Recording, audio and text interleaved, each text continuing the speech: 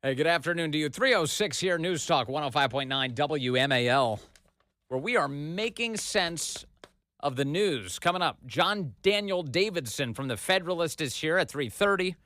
We'll talk to him about why he thinks Matt Gaetz is the perfect pick for the Attorney General of the United States. Tom Fitton is here at 4 o'clock from Judicial Watch. We talk Jack Smith and his effort to get out of Dodge before Donald Trump and Matt Gaetz arrive. And then David Strum is here at 5 o'clock from Hot Air. The Democrat Party's civil war, their latest, is underway. We'll talk to David about that. You can join us at 888-630-9625, 888-630-WMAL. We've had a lot of conversations about why we had the outcome we saw last week. The American people reverting to normalcy last week. They said, we'd like our lives back, please. They vote for Donald Trump and so many Republicans down ballot. They awarded the Republican Party, because of President Trump, with the White House, the Senate, and the House. Although today there's still an effort afoot in Pennsylvania by the Democrats there to try and steal that Senate race. They don't like that Dave McCormick won it. They think they can get Bob Casey in there. So we're in recount territory, and Democrats think that they're going to be able to discover enough ballots here to get Bob Casey across the finish line. So the RNC, of course, has been very active in that. We talked to Michael Whatley about that this week, and they should stay very active in it. And I'm certain that they will as this recount effort continues. It's just crazy. Perhaps we'll get into some of the more details today. But, on the why did it happen? How did it happen? Obviously, Americans had something to compare, right? They had the 3.5 years of Biden and the 4 years of Trump, and they said, well, boy, I really like the 4 years of Trump. If just taking the comparison, I prefer that. So they wanted to go back to that. But the big thing here that I really want to emphasize is the media. The media. It was Ben Carson who had said during the election, Dr. Ben Carson, Secretary Ben Carson, genius Ben Carson, he had told Tucker Carlson that this was going to be a test of the media's ability to rig the election. That's what it was. With Joe Biden and then him getting thrown out of the race by the institutional left and Kamala Harris replacing him, this would be a test of the media's ability to rig the election. And for a whole bunch of reasons, right? Kamala is a dunderhead. Kamala is not talented at all. Kamala had lower approval ratings than Joe Biden. And then they said, okay, put her in there. And in order to try and get her across the finish line, they have to try and trick the American people into thinking that she's well qualified and that she'd be a great president of the United States and that she would represent a new way forward. Well, that failed. That failed utterly during the election. Failed. Clearly. And what it means for the rest of us is that the American news media's capacity to rig elections is over, at least for now. The legacy press cannot do that anymore. They can't lie you into submission. And one of the key reasons for that is, A, people have real lives and they can measure what they're hearing from the media against their own experiences and say, well, wait a second, I'm not actually better off financially. Or, wait, the crime is up in my neighborhood. There are panhandlers on every corner. Things are dirtier now. America's way more out of control. Don't tell me things are better. So there's that. But there's also the reality of social media. If you look at the crosstabs of all of the available polls from the election, what do they tell you about media consumption, to the extent that that question's asked? People are getting their news from social media, from alternative media, from independent media. That's where they're getting their news. They're not getting it from ABC, NBC, CBS, any of them. They're not getting it from the legacy press. And that is a very positive development for the country. And if you're getting your news from social media, chances are you're getting your news from X. X. And this is where we bring Elon Musk into this conversation. One of the biggest reasons the country decided that Trump is the correct choice is not because of Elon's involvement in the campaign, although that helped. It's not because of his voter registration drive, although that helped. It's not about that. Not about America PAC, the work that he's doing, although it helps. It's about X. It's about the free flow and exchange of information. You see, when the American people can speak freely, they make wiser decisions. When they're kept in censored, siloed, propagandized worlds, they make bad decisions. And that's the point. That's the whole point of censorship, is to rig your ability to think clearly about how to use your power as an American voter, as an American citizen. So that brings us to now. That brings us to today. So President Trump, of course, has won the election. He's naming all of his cabinet picks. He's bringing out, so many of them are thrilling. It's great to see good Americans being selected for these jobs.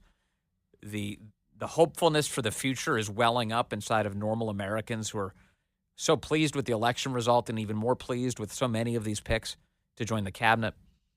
But the left is undertaking an all-out panic right now. There is no soul-searching of any meaning going on among especially the legacy news outlets. They're freaking out.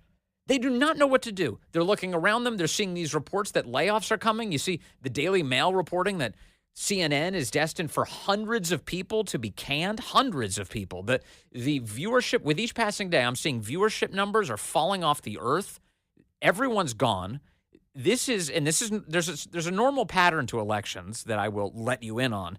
If you are conservative media and you have a lot of people who are voting for Republicans and Republicans lose in an election, it is standard to see ratings drop after the election is over because people were so vested in the election result. And then if you lose, then they decide, well, I'm going to go on vacation for a little bit. I'm going to check out from politics again. And it's a normal pattern. It happens.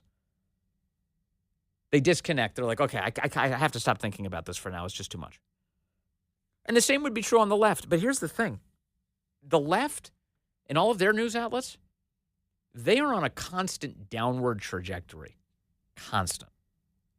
And in the wake of the election, people seem to be turning away from them entirely, to the point that CNN is talking about firing hundreds of people, getting rid of on-air talent, the very expensive on-air talent. Why is Anderson Cooper making $20 million a year? Is he producing $20 million in value for that company? $20 million? Isn't he a Vanderbilt? Why does he need $20 million a year? What? That's unbelievable. $20 million. That's what the reports say. I haven't seen his contract. Maybe that's not right, but it sounds believable.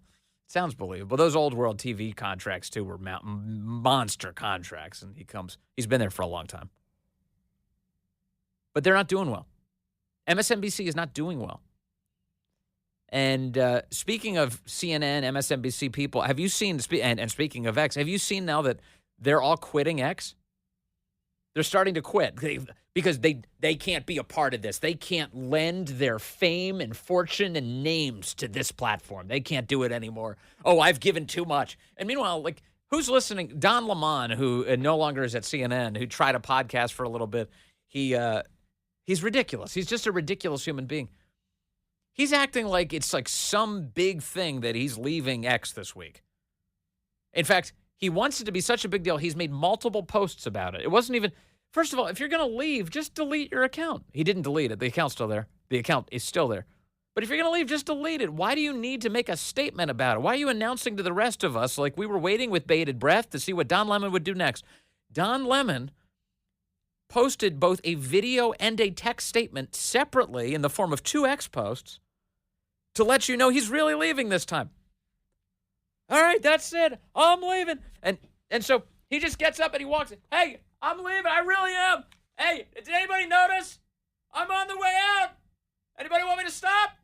No? Hey, did you say something? No? What? Anybody want me to stop? Nobody cares. Nobody cares.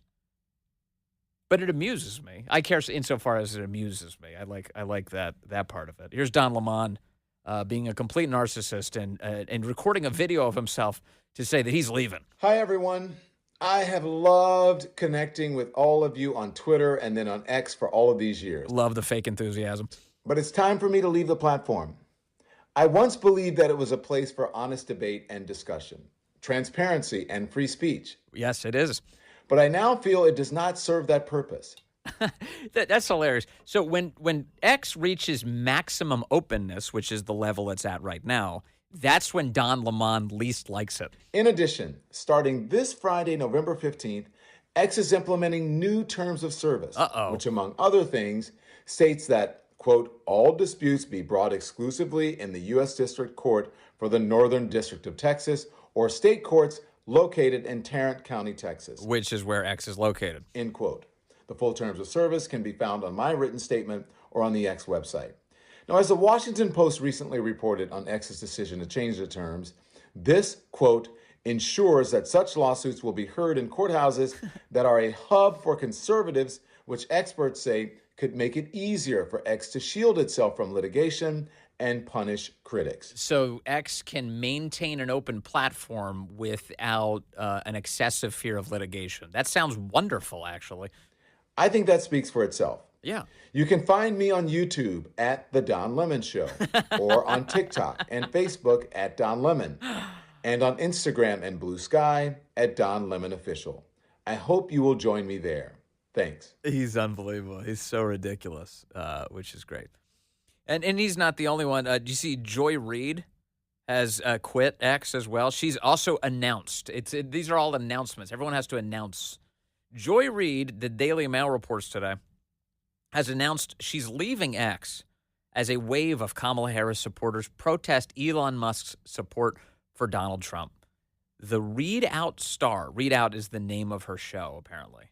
And Star is the lie the Daily Mail just told.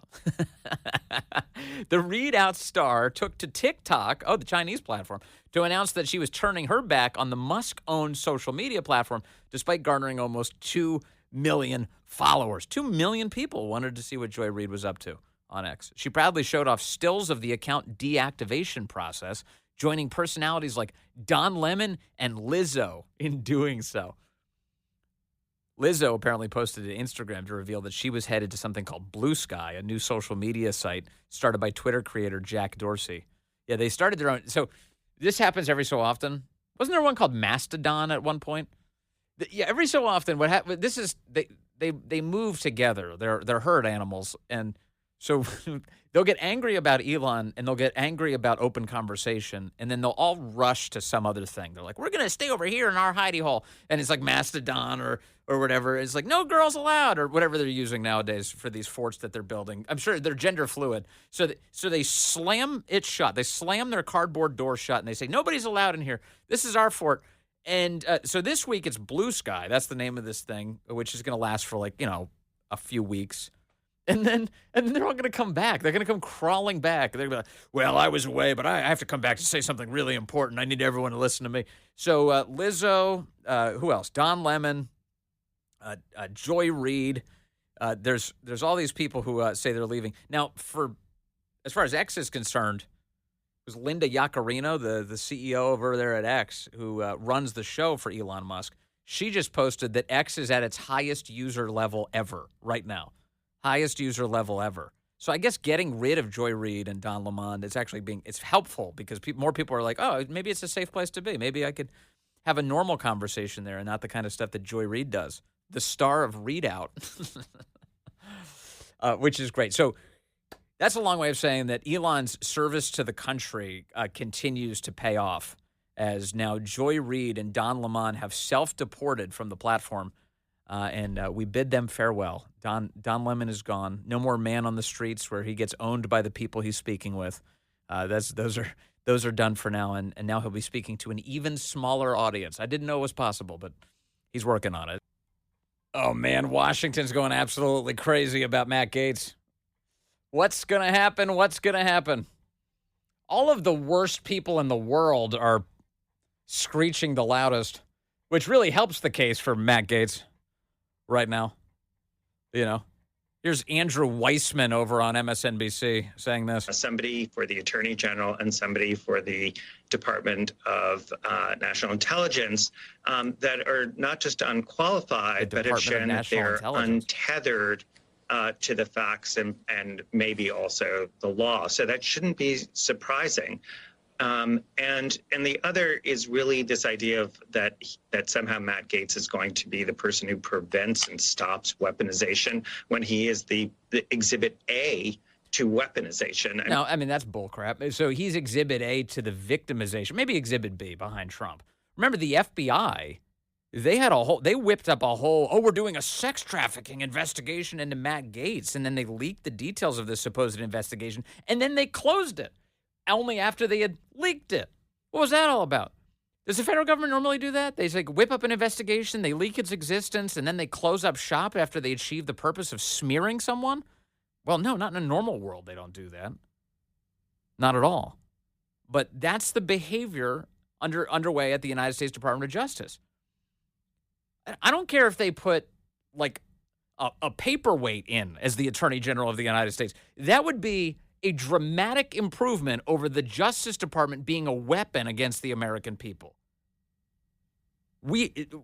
Anything is an improvement over what we have now. Molly Hemingway wrote about this back in 2022, and I just need to remind you of it. The FBI's Matt Gaetz operation sidelined an effective Republican voice at a crucial time. That was the point, she writes. She says prior to March of 2021, Representative Matt Gaetz was known for prominently pushing against Beltway groupthink. The colorful Florida congressman had been one of the few Republicans to help win the PR battle against the Russia collusion hoax, the conspiracy theory that Trump had stolen the 2016 election by colluding with Russia. When Representative Adam Schiff held secret meetings, selectively released information, and lied about coordination with the so-called whistleblower during the Ukraine impeachment, Gaetz led a group of Republican congressmen in protest. The move, which enraged the corporate media and other partisans, helped unify Republicans in their eventual defeat of the impeachment stunt. Following the January 6th riot at the Capitol, Gaetz defended concerns about election integrity, reminded Democrats of their support of nationwide riots the preceding summer, and criticized the media and political overreaction to the rioters. And he keeps going down the list here. Molly does, on all of the ways that Gaetz has been strong. But then she says this. Then on March 30th of 2021, all that changed with the publication of an anonymously sourced report accusing him of possibly being a child sex trafficker. A group of New York Times reporters who won awards for their roles pushing Russia collusion penned an anonymously sourced article with a devastating headline. Quote, Matt Gaetz is said to face Justice Department inquiry over sex with an underage girl. The story was sourced to 3 people briefed on the matter. None of them identified in any way. The story contained no evidence against Gaetz of sex crimes, but much guilt by association. Late in the story, the pack of reporters admitted no charges had been filed and that the extent of his criminal exposure is, quote, unclear. The damage was done. On Friday, 18 months after he was accused of being a pedophile and a child sex trafficker, the Washington Post published another anonymously sourced report, headline, Career prosecutors recommend no charges for Matt Gaetz. But the damage had already been done. So you wonder, if Matt Gaetz has been the victim of the United States Department of Justice's tyrannical political behavior, which he has, well, maybe that makes him the perfect guy to go in and clean house, saying, I've experienced this. It's a problem, and it needs to be fixed. We'll talk next with John Daniel Davidson about that very thing. Hey, good afternoon to you. It's 3:35 here at News Talk 105.9 WMAL, where we're making sense of the news. Coming up, Tom Fitton joins us from Judicial Watch. We talked to him about Jack Smith's political interference and how he's trying now to get out of town quickly before Trump gets here. And then David Strum joins us at 5 o'clock from Hot Air. Talk about the Democratic Party's latest civil war. And you can join us at 888-630-9625, 888-630-WMAL. You know, we're tracking moment by moment whether anybody else gets gigs in the incoming Trump administration. President Trump's announced a whole bunch of them. Politico's got a piece up that just went up moments ago, and it's written in a funny way because they haven't exactly landed the scoop. Headline, Trump expected to select Robert F. Kennedy Jr. to lead HHS. That's what the headline says. Again, it was just posted 7 minutes ago. He's expected to nominate former presidential candidate and anti-vaccine activist. That's a lie. He's not an anti-vaccine activist. These people just endlessly lie to you. Endlessly. Robert F. Kennedy Jr. to lead the Department of Health and Human Services, according to a person with direct knowledge of the selection. The expected pick, which will roil many public health experts, and by the way, they did not put experts in quotes, comes after Trump promised to let Kennedy go wild with health and food policy in his administration. This is a 4-paragraph piece. The third paragraph is Trump could still select someone else for the post. Okay, what is this scoop then? So isn't the scoop that RFK is on the short list, if there's a scoop at all, that expected to pick, he could still select someone else? What is that? So anyway, that's the update for you. Yesterday, in terms of the official announcements that President Trump has been making, he said Attorney General, big role. He wants Florida Congressman Matt Gaetz to fill that role. That's his nominee. For more on that decision, let's bring in John Daniel Davidson now. He's a senior editor at The Federalist, and he joins us on the phone. Hello, John. Good to have you with us, sir. Hey, thanks for having me. Okay, so in Washington, the official response is, no, no, no. They're just screaming. What is your response to this? He seems like the perfect man for the job. The Department of Justice is totally corrupt, and it has become an instrument of tyranny in American public life, and it needs to be cleaned out. Mass firings, top to bottom reform. And Matt Gaetz, as somebody who has been a victim of DOJ lawfare over the past few years, is ideally suited to go in there and clean house. If he does nothing else as Attorney General, but clean house and get rid of the corrupt people and culture that have infected that place, he'll be doing the American people a great service. So I was just quoting from your colleague, Molly Hemingway, and her great piece on this subject from a couple of years back. The FBI's Matt Gaetz operation sidelined an effective Republican voice at a crucial time. That was the point.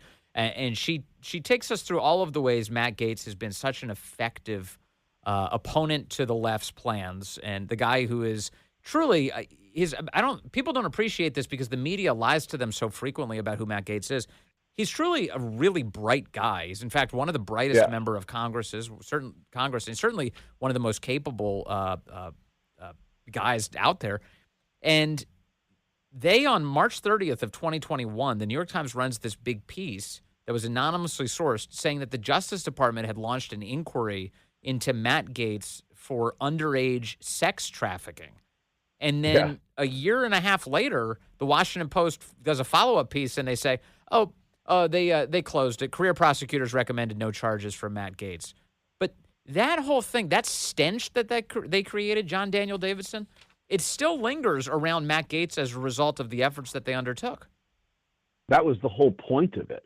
That's the kind of lawfare that I'm talking about that's become endemic at the Justice Department.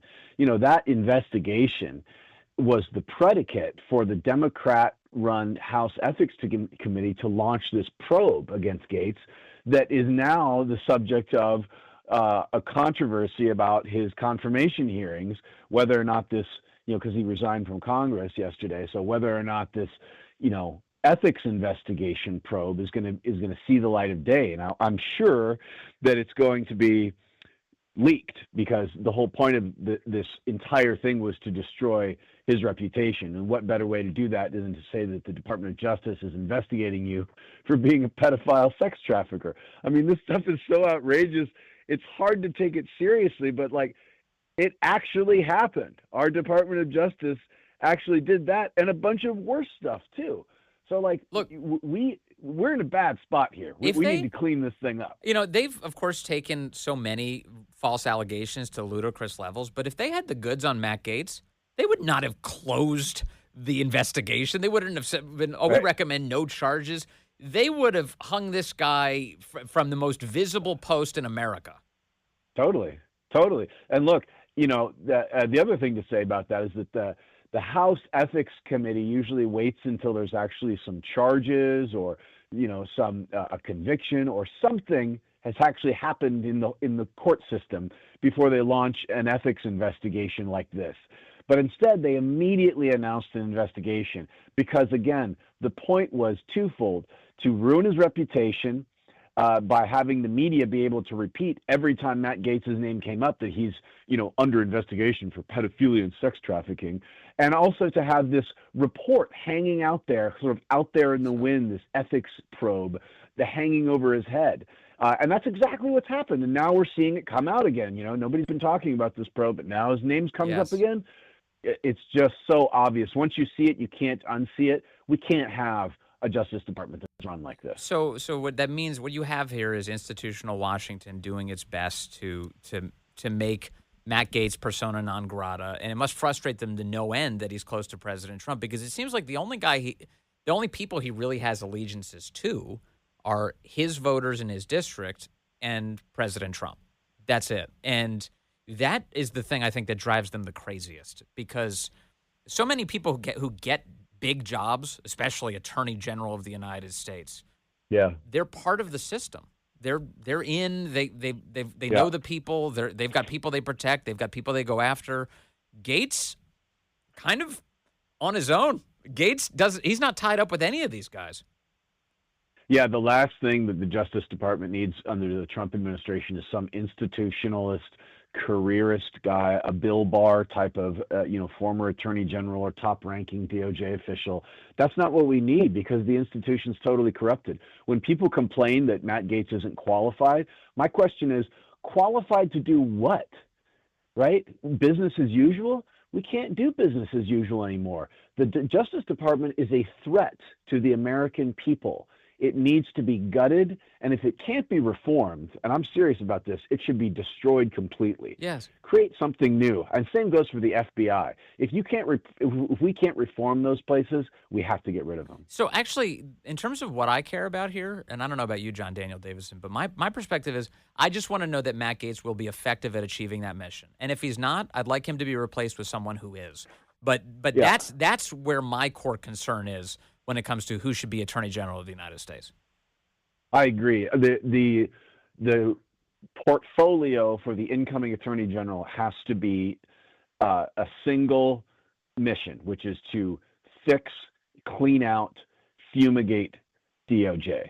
That's their goal. That if they do nothing else in that role, that's what they should do. And that's not the only agency for which that's true. There's a whole bunch of agencies that need that. But DOJ is one of the most powerful executive branch agencies, literally, holds life and death in its hands over many, many Americans. That has got to be the goal. And I agree. If he can't do that for whatever reason, or if he's unwilling to do that, get somebody else in there who will do that. But yes, that is the number one task.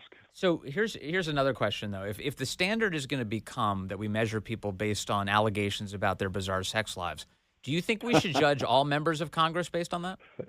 Yeah, let's have them publish their browsing history. I don't think that's going to go well. In fact, I actually don't want to do that because I don't want to know anything about it. I'm horrified by what we might discover. Well, that's the thing. They accuse him of this stuff because they know that it's repugnant to normal Americans, but it's normal in Washington, D.C.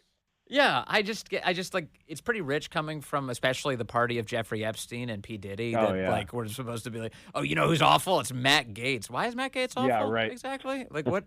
Can you be specific? Tell us more, J-Lo. Yeah. What is this?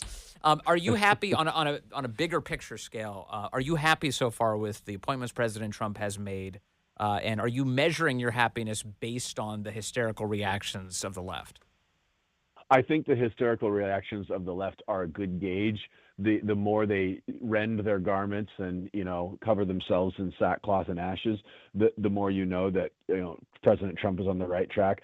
I am very pleased with the selection so far. I think that this is a correction from what a big mistake was in the first Trump presidency, which is that Trump was an outsider to Washington. He didn't totally understand how it worked, and he relied on a lot of institutionalists for these key roles, and they had to get rid of them halfway through his first term because they weren't carrying out his agenda, and they were actually obstacles to what he wanted to do. And he kind of had to learn the hard way. This time, he's going, right out of the gate with the right people who understand the need for reform, especially after what we've seen the last 8 years.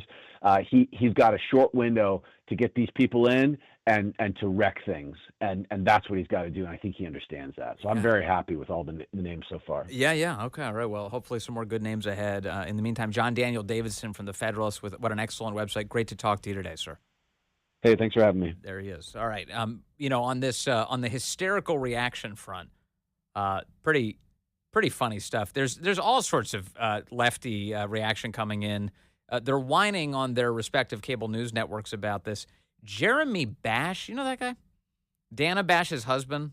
He's one of the 51 intelligence officials who lied to you about Hunter Biden's laptop being Russian disinformation.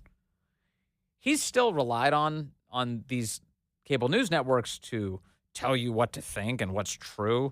And luckily, very few people are watching them.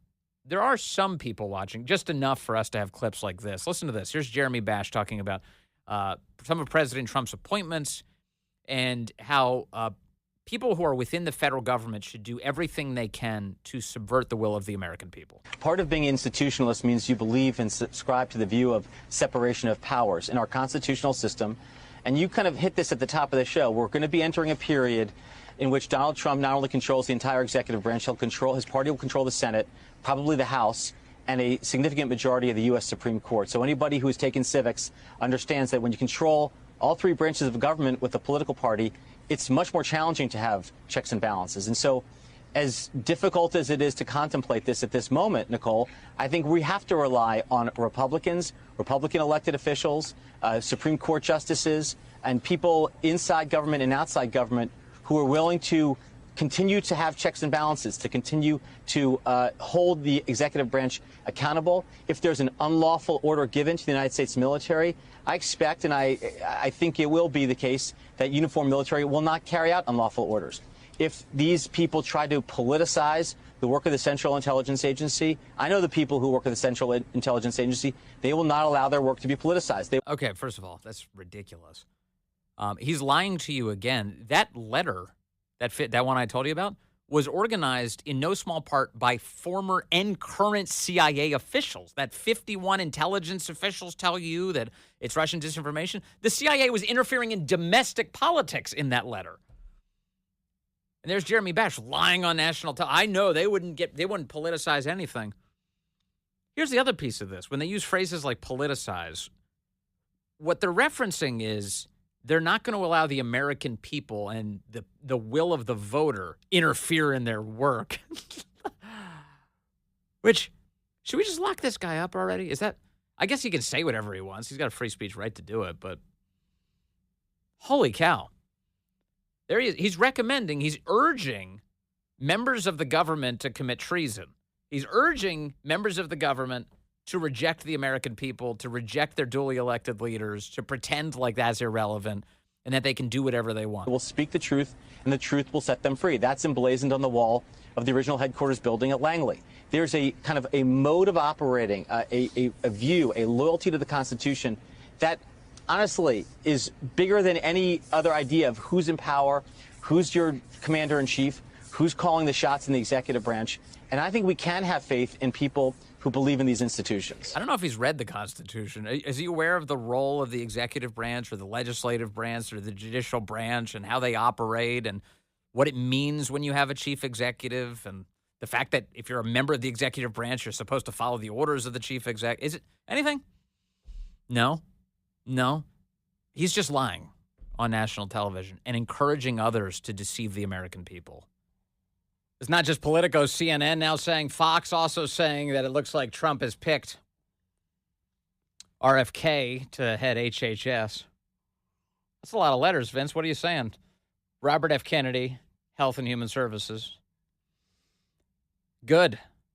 We really do need to make America healthy again. That's a big deal. Let me see here. I got a lot of calls coming in. Radu's in Potomac on line 1. Hello, Radu. You're on the Vince Coglianese Show. How are you? Look, I'm as you know, I'm a diehard Republican. I grew up under communism. I voted for Trump 3 times. I think the guy is doing a very good job. And until yesterday, I thought the picks were really good. I cannot believe that he actually picked up this lowlife Gaetz for this position, a position that he's not going to. There's zero chance of him getting confirmed for. Zero, none. What if he gets recess appointed? They're not going to vote for him. But what if he gets recess appointed, Radu? He's not going to get appointed. The only reason recess Trump appointed. He is not going to get confirmed. I don't care. Recess appointed. Any circumstance. He doesn't get confirmed in a recess appointment. He gets you literally just make him the Attorney General. He is not going to do that. He did this as a thank you for what he's done with him during the McCarthy and because of Gaetz, his father, who's a big-time wealthy donor in Florida. This guy is a lowlife, and he deserves to be in jail more than he deserves to be Attorney General. How did you arrive at that conclusion, though, Radu? You just heard we were talking about how the Department of Justice created a phony investigation that they later closed because they lacked the evidence to pursue it against Matt Gaetz. So how did you arrive at the conclusion? The reason he wanted to leave today, and unlike other members that Trump appointed, who did not leave their position, he left his position immediately because next week he was going to be indicted on 3 different counts. You know that I support Republicans no matter what. I'm a diehard Republican. This guy is a lowlife, and I'm very disappointed, and there is zero chance of this guy being the Attorney General. Where did you see that he would be indicted? They were going to release a report on Friday. The House investigation was going to come out tomorrow on Matt Gaetz, and Gaetz resigned, so he's a private citizen now. So they can't do that officially, although they still intend to leak it in an effort to try and smear the guy. But let me just back up to a core point, Radu. I don't know why you're worried. I guess that's really the key for me, because I remember talking to you prior to the election. You were very nervous about the way Trump was conducting the campaign because you wanted to see him win, and then he did. Is there any part of you that says, you know what, maybe I should just pause a moment and maybe I can trust Trump on this one? I trust Trump on the majority of the stuff. I trust Trump on 95% of the fixes done so far. This guy, to me, has always been a lowlife ever since the day with what he did to McCarthy, who I believe was a good man, and completely screwed him over.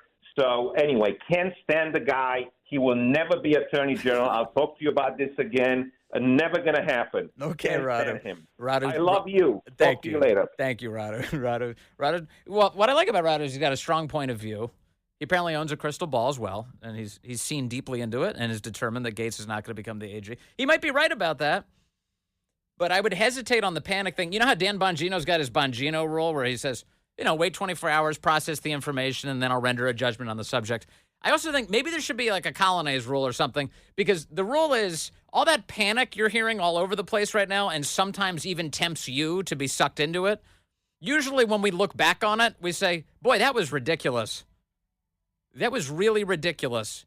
Have you ever experienced that with Donald Trump as president of the United States? You sure have.